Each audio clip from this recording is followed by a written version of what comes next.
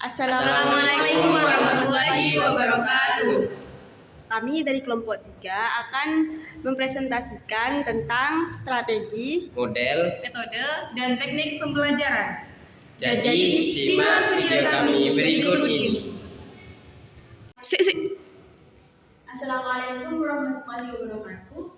Di sini saya akan menyampaikan materi pertama, yaitu tentang strategi pembelajaran. Langsung saja.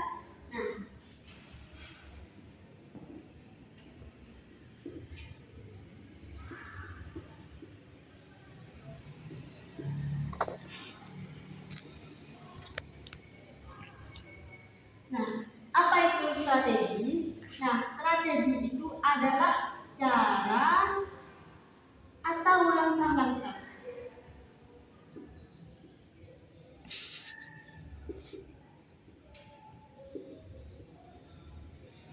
Jadi, strategi pembelajaran itu adalah cara atau langkah-langkah yang sudah disusun atau dipersiapkan agar supaya proses ajar mengajar benar-benar lebih efektif dan lebih efisien.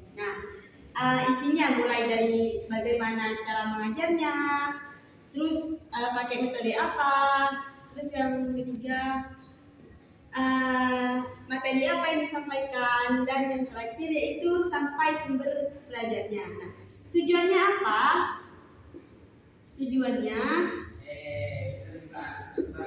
Tujuannya biar guru lebih gampang dalam menyampaikan materi karena sudah disusun atau dipersiapkan, dan murid lebih mudah menerima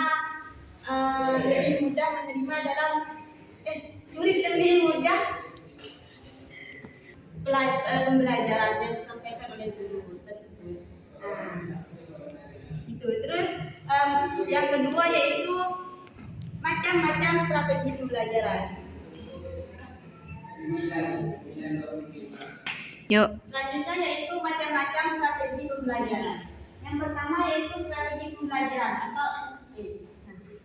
Strategi yaitu di mana guru yang aktif menjelaskan di depan dan siswa menyimak.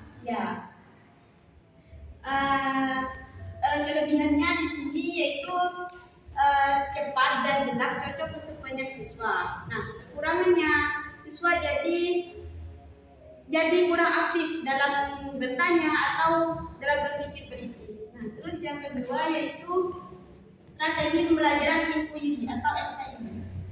Strategi ini yaitu di mana guru mengajak siswa untuk berpikir kritis dan mencari jawaban sendiri. Lewat tanya jawab sama eksplorasi. Kelebihannya di sini membuat siswa lebih aktif dalam berpikir kritis.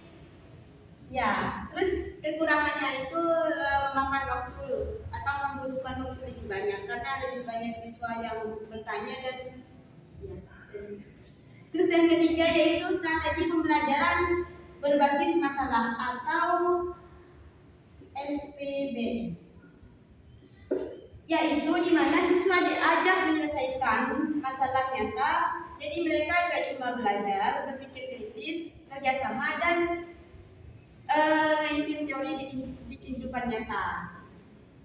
Kekurangannya di sini yaitu mengasah logika dan teamwork. Terus kelebihannya itu tadi kelebihannya ya. Terus kekurangannya butuh waktu dan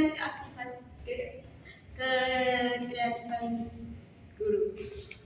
Udah mungkin.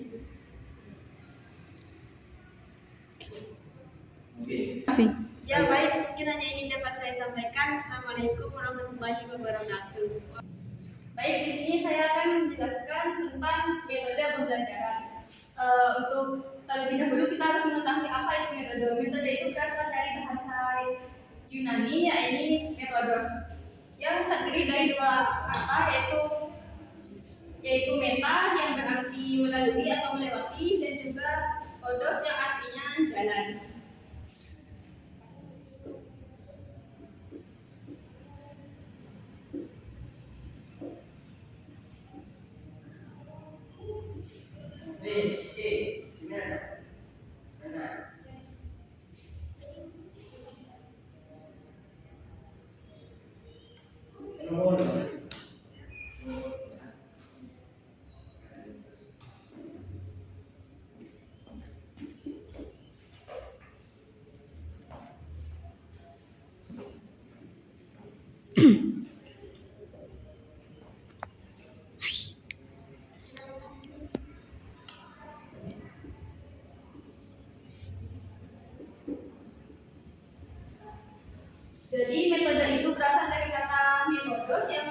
terdiri dari dua kata yaitu meta dan juga hodos, di mana meta itu memiliki arti melalui dan hodos yaitu memiliki arti jalan.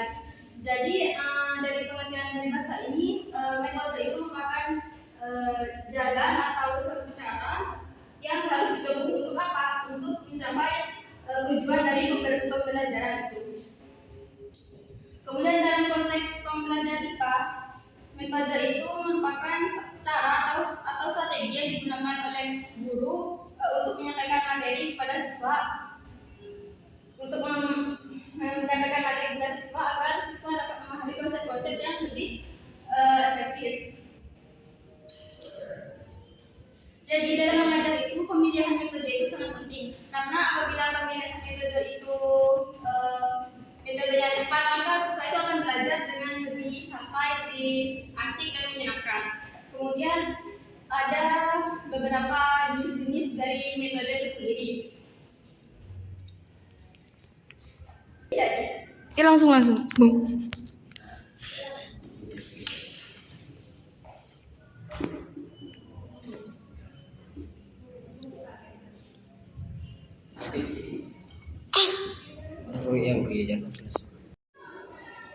Baik, di sini saya akan menjelaskan dari materi presentasi kami yang kedua, yaitu model pembelajaran. Di mana makna atau arti dari model pembelajaran di sini adalah suatu perencanaan atau suatu pola yang digunakan sebagai pedoman dalam merencanakan pembelajaran di kelas. Artinya, model pembelajaran di sini adalah suatu suatu perencanaan yang nantinya akan digunakan oleh pelajar dan oleh yang mengajar dalam mencapai apa yang nantinya menjadi tujuan dalam pembelajaran. Di sini ada banyak pendapat terkait model pembelajaran. Namun saya tidak akan menjelaskan panjang lebar dari berbagai pendapat. Lebihnya saya akan menjelaskan dari macam-macam model pembelajaran. Di sini model pembelajaran ada sekitar 8 model pembelajaran. Yang pertama yaitu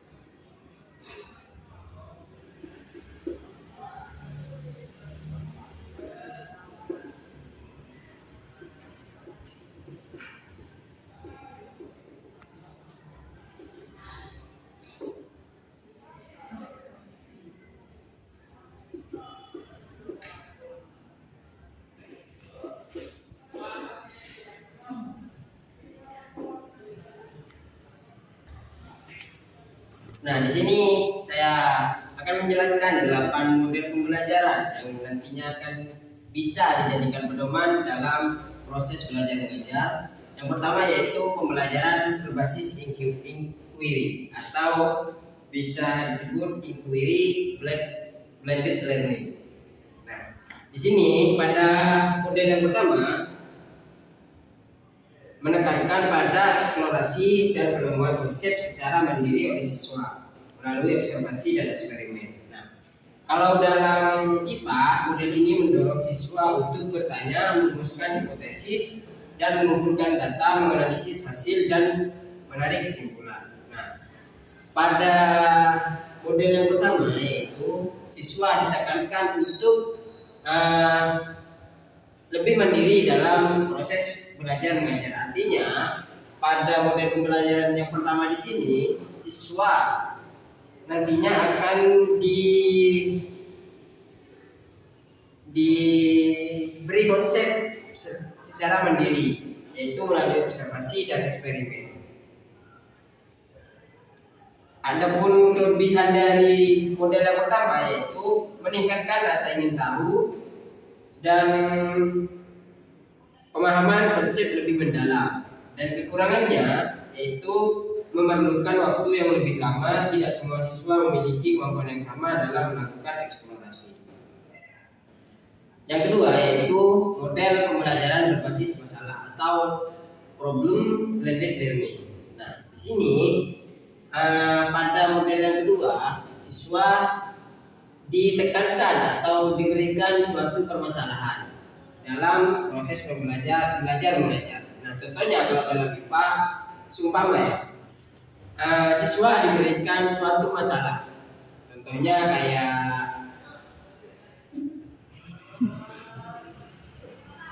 Contohnya di sini kalau dalam IPA itu diberikan suatu masalah seperti polusi udara. Nah, seperti polusi udara. Di mana dalam berbasis masalah di sini, polusi udara menjadi suatu tema besar dalam proses belajar mengajar, yaitu siswa nantinya akan mencari sebuah jawaban atau sebuah solusi dari masalah tersebut. Gitu. Adapun kelebihannya dapat meningkatkan keterampilan berpikir kritis, pemecahan masalah, kerjasama dalam kelompok. Dan kekurangannya membutuhkan waktu lebih lama dalam proses belajar mengajar. Yang ketiga yaitu berbasis proyek. Nah, yang berbasis proyek di sini, siswa diberikan suatu proyek ya. Kalau dalam IPA semisal diberikan suatu proyek merancang tata surya. Nah, merancang tata surya. Di mana siswa di situ dapat merancang suatu tata surya dengan sempurna. Nah, biasanya kalau proyek ini lebih ke kelompok. Artinya kelebihannya di sini dapat adaptasi dengan sesama kelompok, dan kekurangannya di sini juga membutuhkan waktu yang cukup lama daripada pembelajaran yang sebelumnya. Yang keempat yaitu discovery learning, atau bisa disebut untuk pembelajaran di mana siswa dikhususkan untuk mencari sendiri konsep pembelajaran.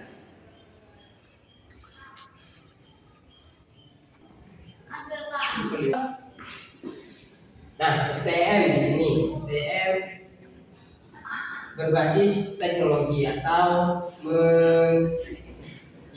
contohnya dalam IPA ya. Misal kita diberikan suatu proyek IPA, nah di situ kita akan mengkolaborasikan antara sains dan teknologi. Yang keenam yaitu comparative learning. Yang comparative learning di sini contohnya, comparative learning di sini, comparative learning yaitu sama dengan yang lebih ke kerja kelompok dengan teman. Terus yang ketujuh yaitu pembelajaran kontekstual.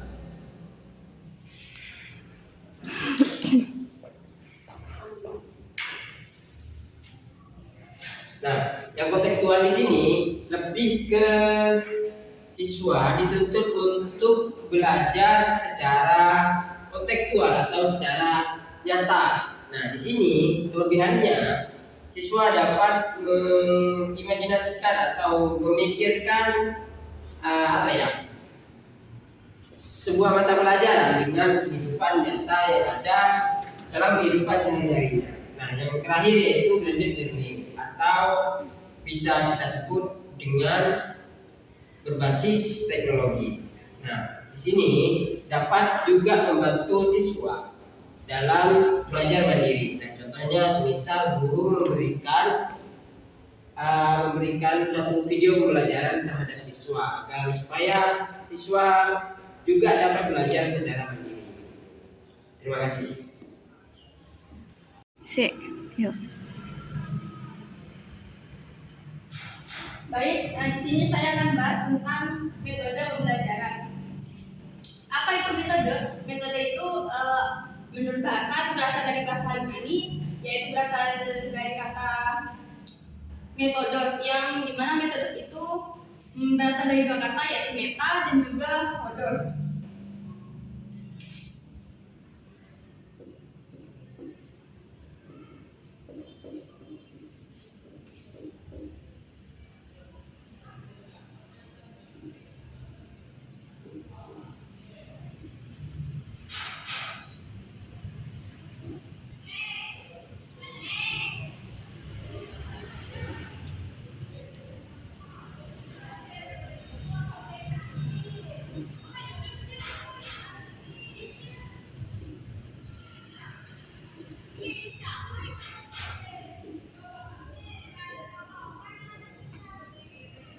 Jadi metode itu berasal dari dua kata, yaitu kata meta dan juga hodos, yang memiliki di mana kata meta itu memiliki arti luris dan hodos itu jalan.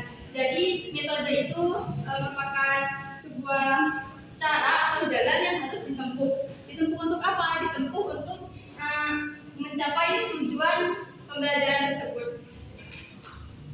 Jadi dalam konteks belajar IPA, metode itu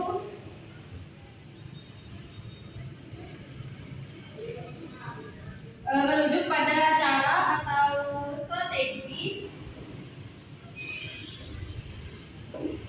yang digunakan oleh guru untuk menyampaikan materinya kepada siswa dengan konsep-konsep sains yang lebih interaktif.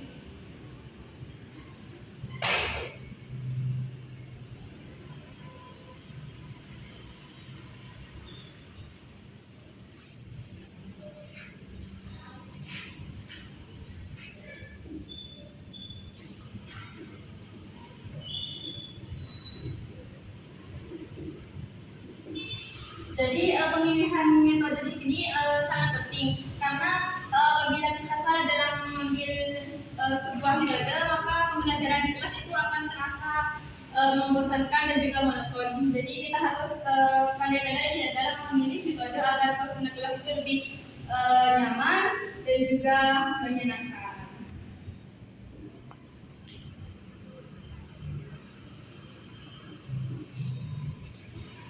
Kemudian ada beberapa jenis-jenis metode, diantaranya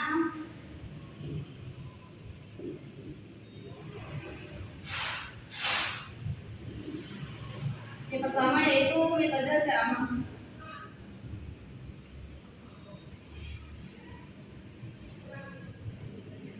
Dalam metode ceramah ini, guru memiliki peran yang sangat besar karena guru menjadi fokus utama yang dalam memberikan materi pada muridnya secara lisan tanpa banyak interaksi. Biasanya dalam metode ceramah ini, agar tidak terlalu monoton dan itu aja, maka ditambah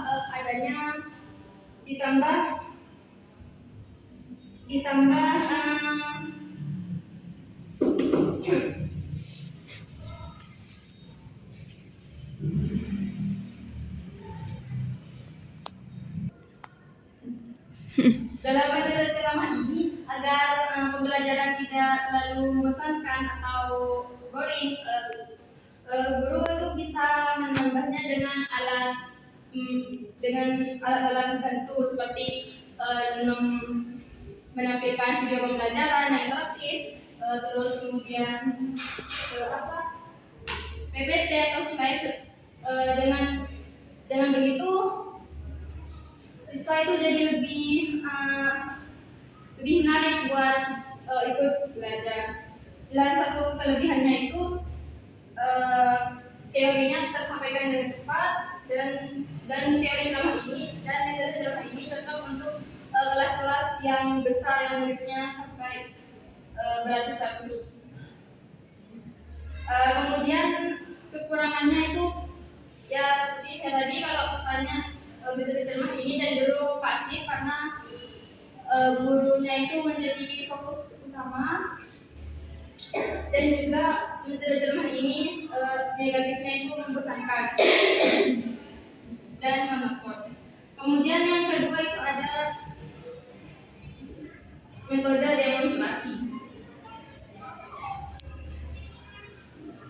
Metode demonstrasi itu merupakan metode pembelajaran di mana guru itu memperagakan suatu proses kejadian atau penggunaan alat.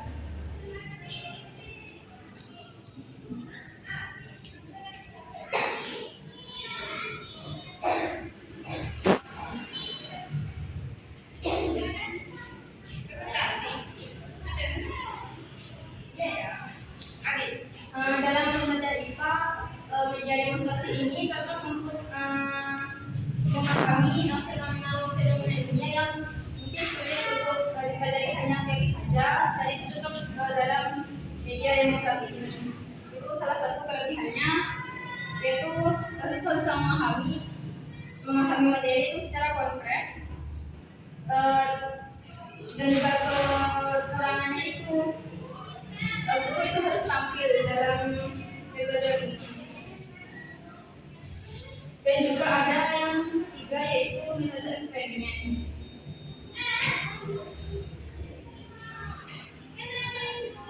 Dimana dalam metode eksperimen ini siswa melakukan percobaan langsung untuk menguji konsep atau teori ilmiah. Jadi dengan teori ini siswa ikut andil dalam metode eksperimen ini. Jadi siswa itu ikut mengalami hal tersebut, sehingga mungkin siswa itu jadi lebih paham karena mereka mempunyai pengalaman dalam metode eksperimen. Contohnya itu eksperimen tanaman yang diletakkan di dalam ruangan yang tertutup dan ruangan yang terbuka, dan itu tentu jelas beda pertumbuhannya. Nah, dengan metode eksperimen ini siswa itu tidak hanya mendengar atau melihat tadi saja, tapi juga mengalami sendiri.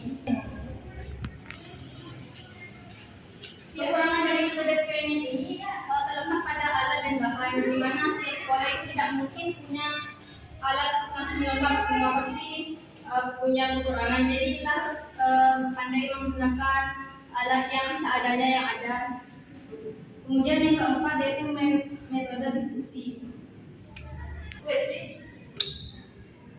Di mana metode diskusi ini pendekatan di mana siswa itu saling bertukar pendapat dan menganalisis suatu konsep.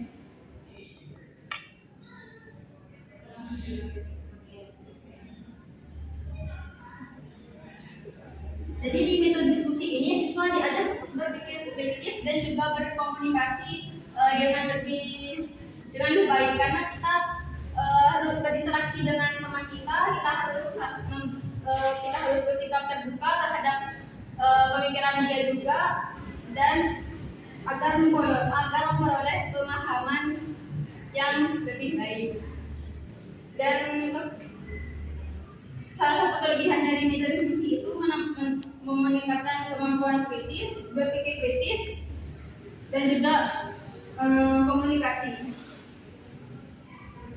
Ya, dan satu kekurangannya itu tidak efektif jika siswanya itu kurang aktif. Jadi dalam metode diskusi ini siswanya itu harus aktif agar metode diskusi ini berhasil. Begitu teman-teman, cukup dari saya. Wassalamualaikum warahmatullahi wabarakatuh. Baik, di sini saya akan menjelaskan tentang teknik pembelajaran. Nah, ketika berbicara tentang teknik pembelajaran, maka kita harus tahu dulu apa itu teknik. Jadi, yang dimaksud teknik adalah ketika ditarik dari segi bahasa, maka teknik itu adalah cara. Nah, Maka yang dinamakan teknik pembelajaran itu adalah cara atau prosedur yang digunakan oleh seorang guru dalam proses KBM atau kegiatan belajar mengajar, agar supaya dalam kegiatan belajar mengajar itu menjadi efektif. Seperti itu. Nah, sebenarnya ketika berbicara tentang teknik pembelajaran, maka itu banyak sekali menurut pendapat dari beberapa ahli. Ada yang mengatakan bahwasanya, yang pertama itu mengatakan bahwasanya teknik pembelajaran itu adalah suatu cara khusus yang digunakan agar supaya kegiatan pembelajaran itu berjalan secara efektif, hampir sama dengan pengertian yang secara umum. Nah, yang kedua itu ada yang mengatakan bahwasanya teknik pembelajaran itu adalah bagian dari metode dalam proses belajar mengajar. Nah, yang ketiga itu ada yang mengatakan bahwasanya teknik pembelajaran itu adalah strategi sistematis atau strategi yang tersusun dalam proses pembelajaran agar supaya guru itu dalam mengajar ada panduan atau ada pedomannya.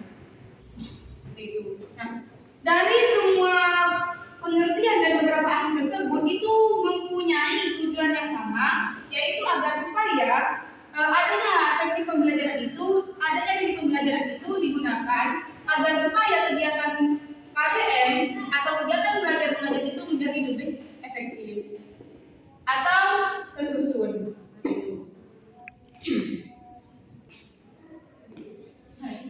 Yang kedua di sini adalah jenis.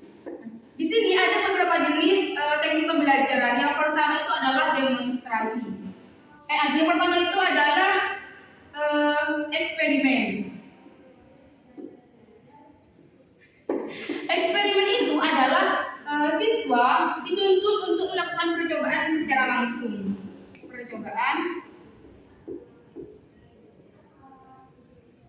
Siswa itu dituntut untuk melakukan percobaan langsung ke lapangan agar supaya kelebihannya itu siswa dapat memperoleh yang namanya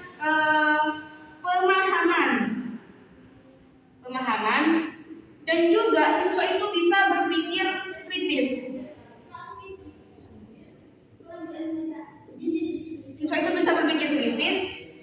Maksudnya bagaimana? Dari hasil eksperimen tersebut siswa itu bisa berpikir. Semisal ketika dalam bidang fisika materi asam dan basa, semisal mencampurkan larutan HCl dengan baking soda. Nah, siswa itu bisa tahu dari eksperimen tersebut, siswa itu bisa tahu bahwasanya ketika HCl-nya itu lebih besar, lebih banyak dibandingkan baking sodanya, maka dalam reaksi IOH+-nya itu akan lebih banyak juga dibandingkan ion bikarbonat.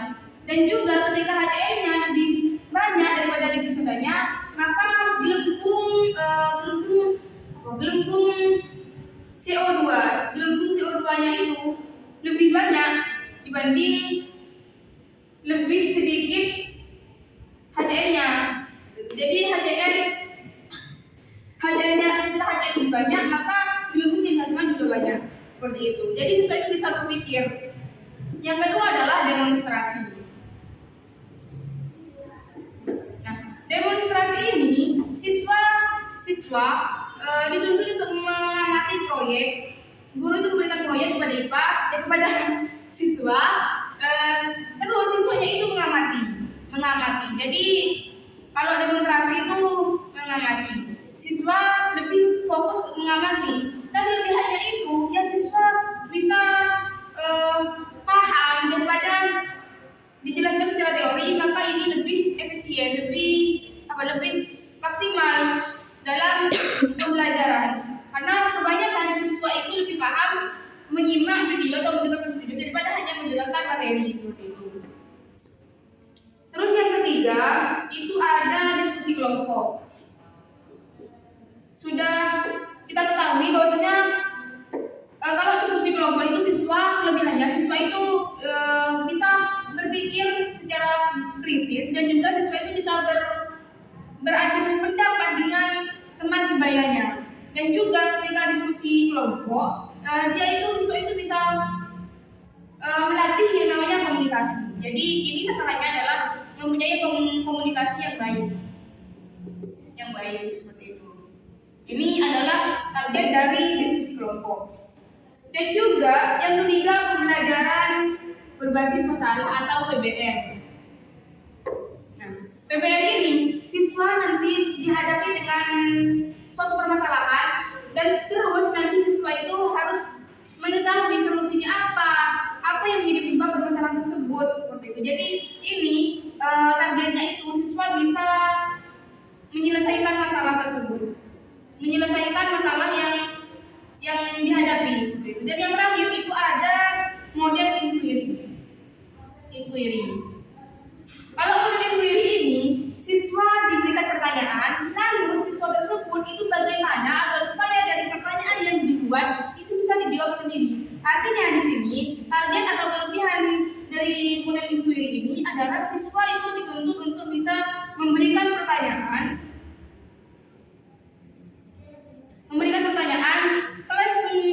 plus menemukan jawaban. Jadi harus double seperti itu. Siswa bisa memberikan pertanyaan dan juga bisa menjawab. Itu model inquiry. Seperti itu. Namun kekurangan dari model inquiry ini sebenarnya siswa itu harus mendapatkan bimbingan yang ekstra dari guru. Nah, ketika siswa sudah diberikan bimbingan ekstra dari guru, maka yang bisa memberikan pertanyaan dan juga menjawab. Ketika tidak diberikan pelajaran secara ekstra, maka dia tidak bisa memberikan pertanyaan dan juga memberikan jawaban. Jadi harus dibimbing secara lebih di model inquiry ini. Seperti itu. Oke, terima kasih. Itu mungkin itu dari saya. Assalamualaikum warahmatullahi wabarakatuh. Oke teman-teman, mungkin hanya itu video presentasi dari kelompok 3. Apabila ada pertanyaan, langsung saja teman-teman tanyakan kepada kami. Insya Allah ketika kami bisa menjawab, akan kami jawab dengan pendapat kami semua. Terima kasih. Wassalamualaikum warahmatullahi wabarakatuh.